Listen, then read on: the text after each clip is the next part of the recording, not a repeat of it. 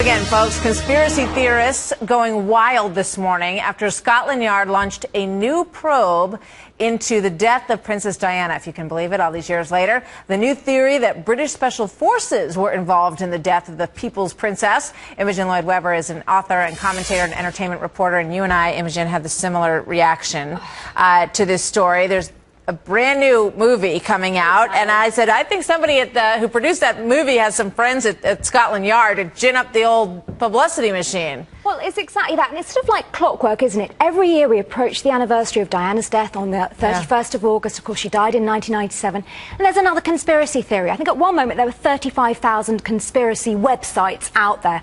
This is just yet another one. Apparently it's a very erratic witness, but because there's a connection to the military police passed it on to Scotland Yard, to the UK police, and they're looking into its credibility. But I think we'll find that this incredible allegation is completely uncredible. I mean, it's the first time also that we've seen this bus driven, so to speak, not by Dodi Fayed's father. And he was the one who was behind the whole Paget investigation and convinced that Prince Philip was behind it and that Prince Philip orchestrated the murder of Princess Diana. So some people are saying that, well, maybe there's something to it because it came from this outside source. There were 3 exhaustive investigations into Diana's death, both in the UK and in France, and every single one separately came to the same conclusion. It was a tragic accident, the driver had been drinking and was speeding. When I say exhaustive, one of these investigations involved 250 witnesses, lasted over 90 days at a cost of $12 million. You just feel so sorry that you can't let her rest in peace. It's one of those things, isn't it? And when you think back to the motivation and the circumstances of that night, I mean, that driver was brought in at the last minute. He had 6 drinks, I think, at the bar before they left. He was also on some kind of prescription medication. So, I mean, to orchestrate something like that, which had so many sort of variables in it in terms of who was driving the car, and seems extremely difficult to believe. And her seatbelt, whether she wasn't wearing a seatbelt, I mean, that fundamentally was her decision. And you just feel so sorry for her poor boys who were there carrying on her legacy, doing her work. Prince Harry was in Angola last week carrying on her work with landmines.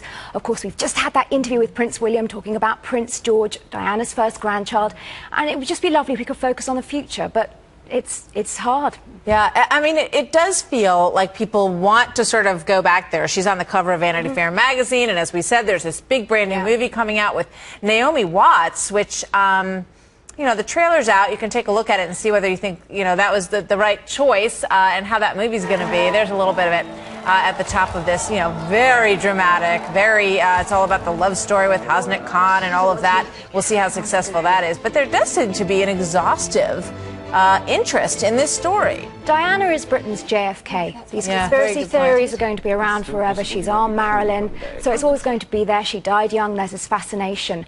But you do just wish that she could be left to rest in peace, and no wonder her boys have that smiling hatred of the media that they do. Yeah. And as you point out, they've done a good job of kind of reviving the monarchy. And I would imagine the royal family's reaction to this is, not again, right? Well, we thought we were past this. We won't be having any official reaction, so they will just be focusing on moving forward because, again, these are just incredible allegations that will be proven uncredible.